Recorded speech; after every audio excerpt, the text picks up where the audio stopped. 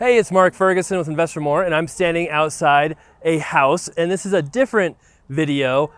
This is actually a rental property my parents have owned for at least 20 years, and technically I'm actually part owner of this house, but I've never counted it as one of my rentals, as one of my properties, because I had very little to do with buying it, choosing it, any of that. So we'll talk about this house, why I'm showing you this video, give you a tour of it here pretty quickly. But of course, make sure you check out investformore.com for much more information on my flips, rentals, being an agent, all of that good stuff.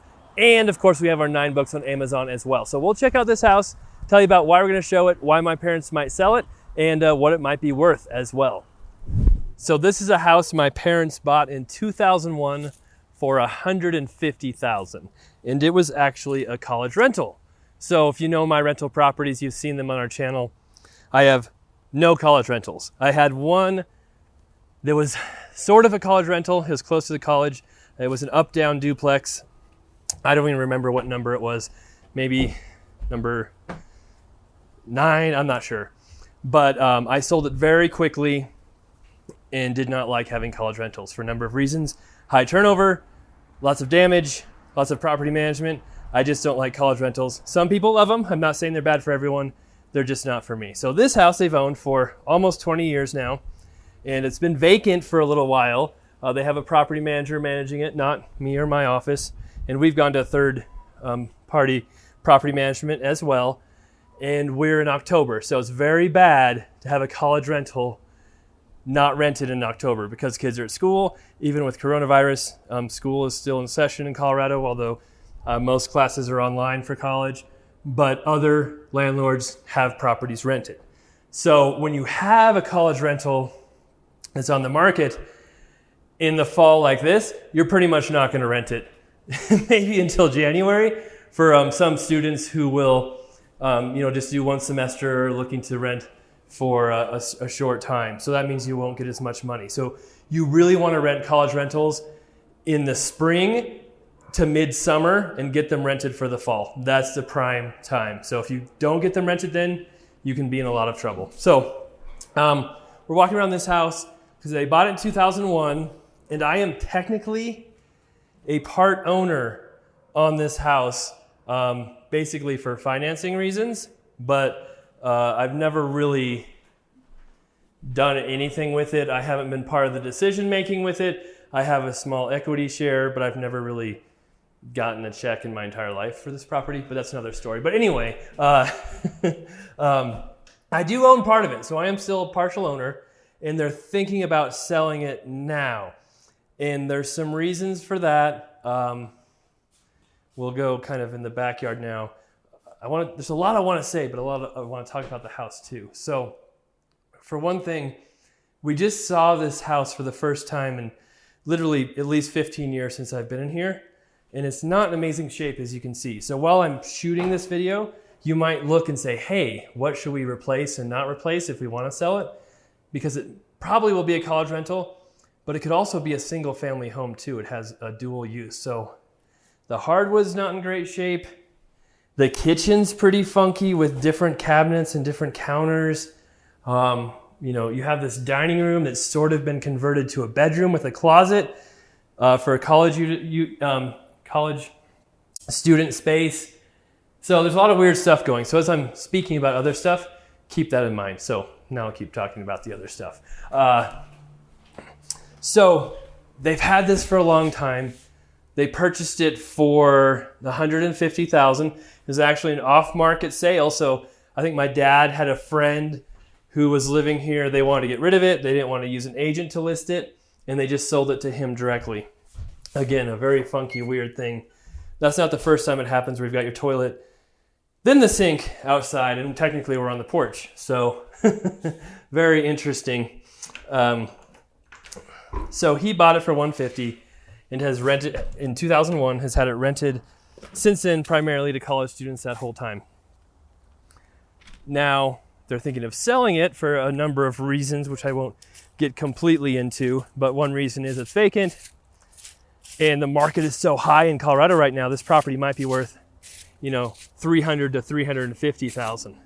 So there's a lot of equity there.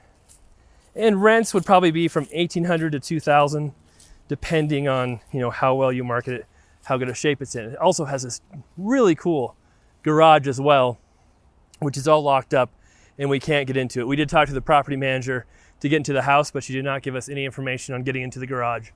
And then you might also recognize that house, maybe.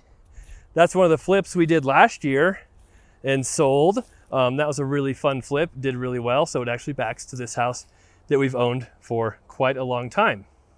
So this house has 5 bedrooms total, but it's kind of a weird layout because it's meant primarily for college students. And I think we're set that we're gonna sell it. I'm gonna help my parents sell it and, take a reduced commission, of course. And, what do we need to do? Do we refinish the hardwood? Do we repaint everything? Oh, that was a Nikki cameo. Uh-oh. Do we, the windows are older, the blinds are horrible. You can do those easy enough. The electrical, look at this. I mean, anybody who knows anything can know that that's not always a good sign to see those kind of switches. And that's not the only place they are. So there's a lot of decisions to be made here about what to do, what not to do, and who will buy it. And it's just, I was kind of hoping to come in here and see it in better condition. But it's pretty rough. And even a lot of times college properties are pretty rough, but the rougher they are, the rougher tenants you attract. And then they keep getting rougher and you keep attracting rougher tenants, and it's kind of a snowballing type of situation. So even when you have college students, you can still have nice properties, still be very careful about who you pick as tenants. I know what kind of tenant I was in college. And I would not want to rent to me now. I can be honest about that. I was not a good tenant back then because we were more interested in having fun than, taking care of our properties. So you can see a lot of this stuff has not been updated for many, many years. I feel kind of bad, but it's kind of like one of those houses where I walk into, I'm like, oh, we could get a really good deal on it because it needs so much work. But it's my house. And that does not make me feel very good about it. Yeah, so pretty bland with just white paint, white trim, really cheap blinds, hardwood that's okay, but pretty rough. Everything's pretty old. And then it's just a question of how much do you do, how much do you not do to get the best price? Because if you do sell it as a college rental, then most likely the buyers won't want to make it super fancy and nice, right? They'll want to make it livable, decent, spruce it up a little bit. But there's a small chance it could sell as a single family home as well, just because there's so few single family homes for sale in the area that people are looking for anything they can get. And in that case, they'll want something that's a little nicer. So who knows? This is the basement, which could be set up as a separate unit. It's got the separate entrance right there, but it's just been used as one unit together this entire time. So 2 more bedrooms down here, but doesn't really have a kitchen or anything. So if you wanted to make it a separate unit, you would have to do some work down here.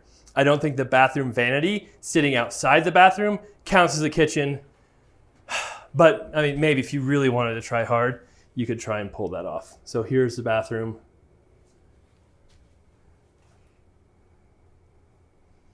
It was very stinky in there too. So it wasn't the most surprising that this had not been rented yet because it's not in real great shape. And to be honest, it wasn't marketed extremely well either. So a few more things I just realized I didn't show. That garage, while I was talking about it, has a lot of siding just falling off and rotting. You can see it from here. So deferred maintenance stuff that really should be done. And the outside of the house isn't too bad, but it kind of is too. Like quite a bit of rotting wood where, just replacing that, fixing that to start with really saves a lot of money over letting it just get worse and worse and worse. And finally, if it looks really weird and hazy out here, that is the forest fires happening right now up in the mountains. And we've been seeing ash falling and crazy smoke today. And we're supposed to have really high winds. And of course, the fire is about 10 miles away from my river house. So we're keeping a close eye on it right now because they just had emergency evacuations. There's some ash right there if you see it, I think. Emergency evacuations in a town 10 miles from the river house. So I just upped my insurance to make sure we're all covered for all the remodel and renovations we've done on that property. This one needs a little work, a little love, and we'll kind of figure out the best thing to do here soon after looking at all the different options. All right, so that's the property. That's the house. My parents are kind of trying to figure out what to do now. Do they just keep it, try to rent it? I think that's out the window, but it's still like a very tiny, small possibility. Or do they try and sell it? And if they do sell it, how much work do they do to it? How much work do they not do to it? That's the question. So we'll try and figure all that out, try and figure out the exact price after seeing it, because I literally have not seen it for 15 plus years, and go from there. So thanks for watching. Really appreciate all the comments, the likes, the new subscribers, so keep all of them coming. Oh, and I forgot to mention, got the 928 out today. It's been a while since we had that out. Such a fun car. And of course, check out investformore.com for much more information on our flips, rentals, being an agent, and our books on Amazon. And we will be back soon with many more videos.